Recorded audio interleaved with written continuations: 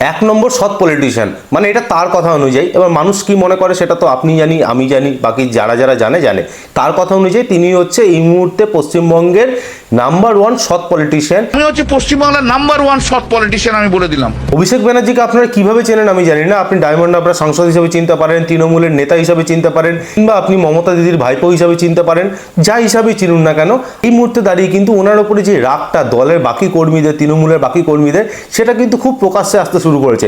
তাকে চোর চোর স্লোগান শুনতে হচ্ছে ভাইপোর কারণে, মানে পিসির ভাইপোর কারণে চোর চোর স্লোগানগুলো শুনতে হচ্ছে, এবং তার লাইফ রিস্ক হয়ে যাচ্ছে। বিভিন্ন জায়গায় তাকে ঘিরে ধরে তাকে হেনস্থা করা হচ্ছে বা চোর চোর স্লোগান দেওয়া হচ্ছে, যাই হোক না কেন তার বক্তব্য অনুযায়ী এরকমই। ওর জন্য আজকে আমাদের চোর চোর চোর চোর চোর চোর শুনতে হচ্ছে। লাইফ ইজ আন্ডার থ্রেট, যেখানে যাচ্ছে সেখানে কেউ না কেউ ইয়ে করছে। আজকে যতটা আমি যেরকম ভাবে আপনি পিসিকে বলছেন যে তিনি যদি ভাইপোকে নিয়ে থাকতে চায় তাহলে তিনি আর পাশে নেই, অভিষেককে নিয়ে চললো, অভিষেককে নিয়ে চলো, আমাকে দরকার নেই। তাহলে সেই দিন সেই কথাটা বলতে পারতেন না? তাহলে সেদিনকে যদি একান্তই আপনার কোনো ভ্যালু না থাকতো আপনি সরে আসতে পারতেন না? কেন সরে আসেননি?